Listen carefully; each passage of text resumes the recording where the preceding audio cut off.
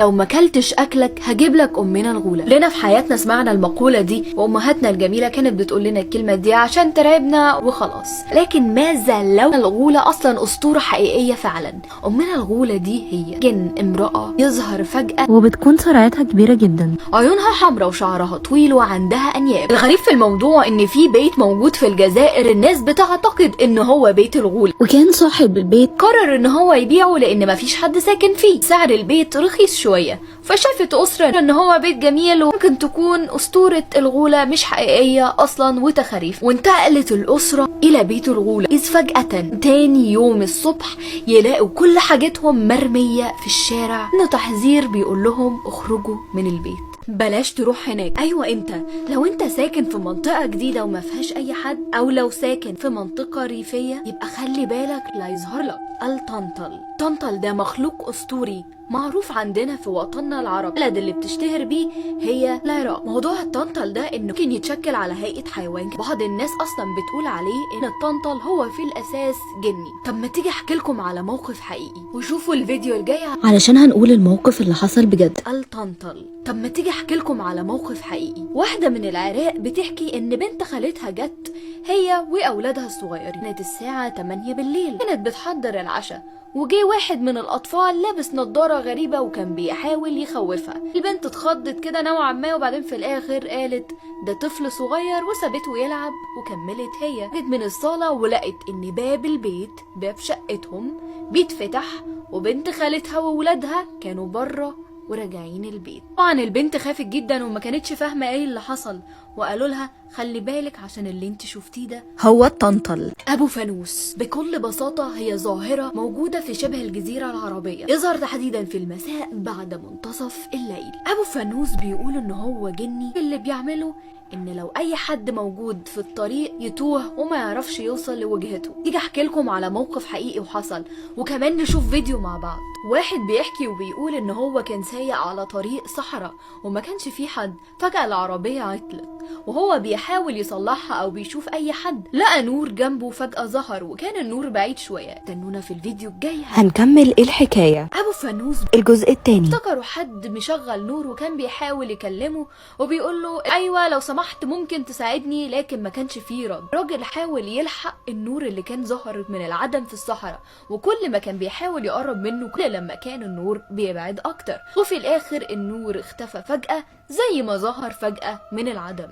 الراجل حس ان هو تاه شوية فحاول يرجع على العربية، بيقول كويس ان انا ما كنتش بعيد. الراجل بعد ما شغل العربية لقى من وراه ظهر نور كبير جدا، وكأن فيها عربية ظهرت من العدم وكانت بتحاول تلحقه.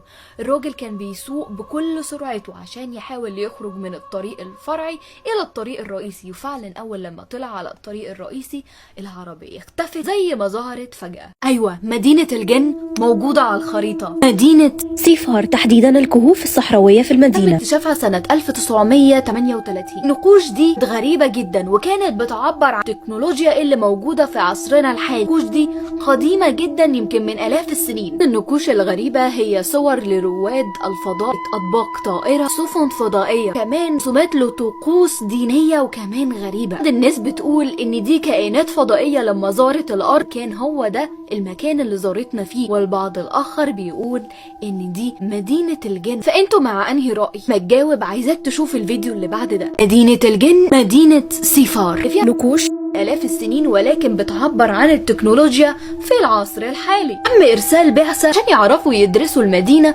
والنقوش ويحاولوا يعرفوا معلومات أكتر عنها. غريب في الموضوع إن العلماء اللي راحوا في منهم اختفى، في منهم اللي لاقوهم مقتولين. بسبب الأحداث المرعبة دي قررت البعثة إنها تقف، وده عشان هم اعتقدوا إن الجن اللي في المكان مش مرحب بالبشر. انتوا مع أنهي رأي؟ إن دي فعلا مدينة الجن ولا دي كائنات فضائية زارت الأرض؟ إيه هو سر المنطقة دي؟ في مكان في الأردن اسمه الرمثة، يظهر فيه جن يسمى بعروس الرمثة، ست عجوزة بتكون لابسة فستان أبيض وبتظهر من العدم بالليل فقط، وأي حد بيشوفها بيفقد حياته على طول. خصوصا بقى إن سكان الرمثة ما بيحبوش أصلا يطلعوا بالليل. هقول لكم على حادثة حقيقية حصلت في عام 2014، موضوع مرعب. أنا ذات نفسي لما اتفرجت على الفيديو ده حقيقي أنا خفت. هنا في الفيديو الجاي هنكمل الحكاية. عروس الرمثة الجزء الثاني. نعرض الفيديو سوا عشان تبقوا فاهمين القصة بكل بساطة. هم شابين اتنين كانوا راجعين المنزل بالليل، واللي حصل انهم فجأة من العدم شافوا قدامهم هم سايقين العربية عجوز طلعت وكانت لابسة فستان لونه ابيض.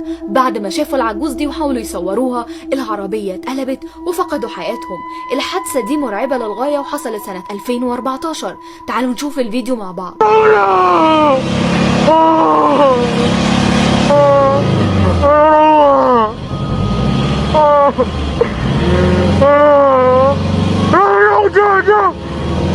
بعد ما شفتوا الفيديو ده حابة اعرف ايه رأيكم. ما تقلقش، هو ساكن معاك ولكن مش هيأذيك. عساس الدار هو جن بيسكن المنازل القديمة، عارف يتشكل على اي هيئة سواء بقى انسان حيوان او حتى جماد. ناس بتصدق في موضوع عساس الدار بشكل كبير لدرجة انهم في البيوت القديمة ساعات بيسيبوا اوض من الاوضة فاضية وبتكون الاوضة دي مخصوصة عشان هتيجي اقول لكم على قصة حقيقية حصلت. كان في ست عجوزة بتحكي بتقول انها كل يوم بتتأكد ان الشبابيك مقفولة وان الابواب بتاعة البيت كمان مقفولة، ولكن الغريب في الموضوع بتلاقي قطة سودا عندها في البيت كل يوم، انما هي مش بتأذيها ولا بتعمل لها اي حاجة. الست دايما بتسيب القطة ومش بتيجي جنبها. ولكن مرة من المرات الست صحيت بالليل وإذ فجأة لقيت حاجة غريبة جدا.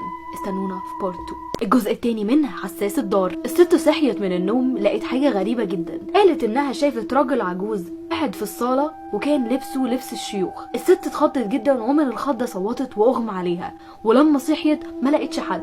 الناس قالوا لها خلي بالك، هو ما كانش هيأذيك ولا يعملك حاجة، القطة اللي بتجيلك دي في الحقيقي عساس الدار.